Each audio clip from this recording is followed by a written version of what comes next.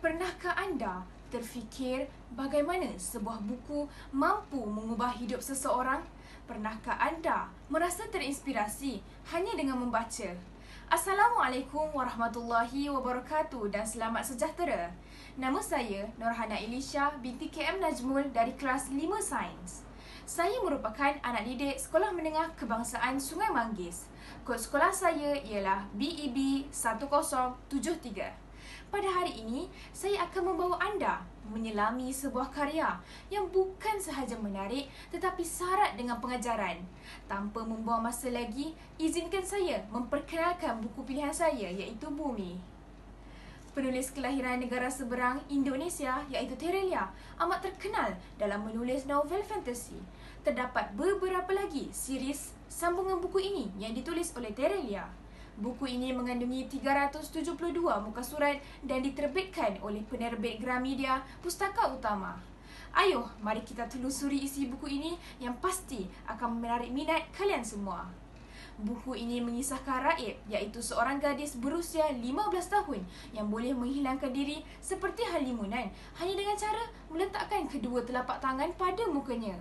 Raib merahsiakan perkara ini daripada pengetahuan ibu bapanya sejak kecil lagi.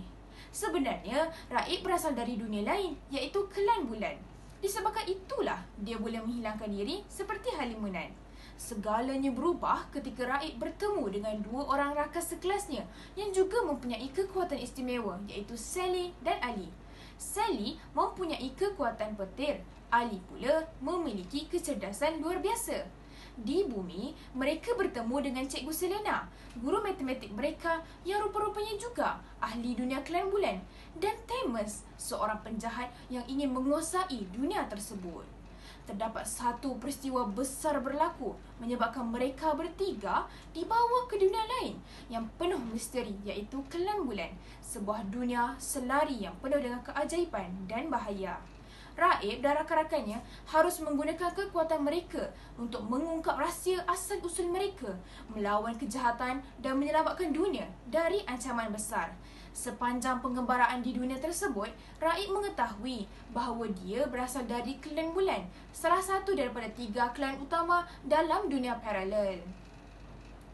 Teknologi di klan bulan sangat jauh ke hadapan meninggalkan kemajuan teknologi di bumi. Raib bertemu dengan sepasang keluarga pempengaruh yang mahu membantu mereka bertiga untuk keluar dari dunia klan bulan.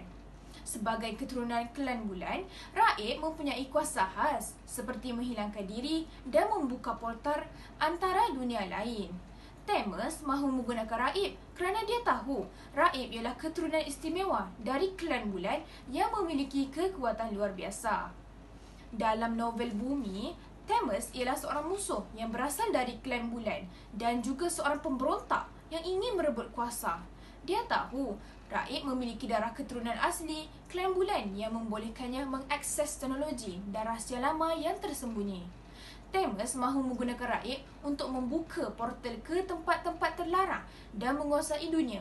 Namun, Raib bersama rakan-rakannya, Sally yang daripada klan Matahari dan Ali daripada klan Bintang, berusaha menggagalkan rancangannya. Thames mengugut mahu memasukkan Cikgu Selena ke dalam satu lorong gelap hitam, iaitu kubah kaca, merangkap penjara di dunia klan bulan. Thames menggunakan ugutan ini untuk memaksa Raib mengikut kehendaknya kerana dia tahu Raib sangat menghormati dan menyayangi Cikgu Selena sebagai mentor serta pelindungannya. Tiba-tiba, Ali bertukar menjadi seekor beruang besar dan telah mencampakkan Thames serta tenteranya ke dalam lorong tersebut. Akhirnya, mereka bertiga berjaya pulang ke bumi. Pengajaran cerita ini ialah keberanian bukanlah tentang tidak takut, tetapi tentang bertindak walaupun dalam ketakutan. Yang kedua, cerita ini menunjukkan tentang semangat setiakawan yang tinggi dalam menyelesaikan masalah bersama-sama. Itu sahaja daripada saya. Jika ada masa lain kali, kita akan bertemu lagi. Sekian, terima kasih.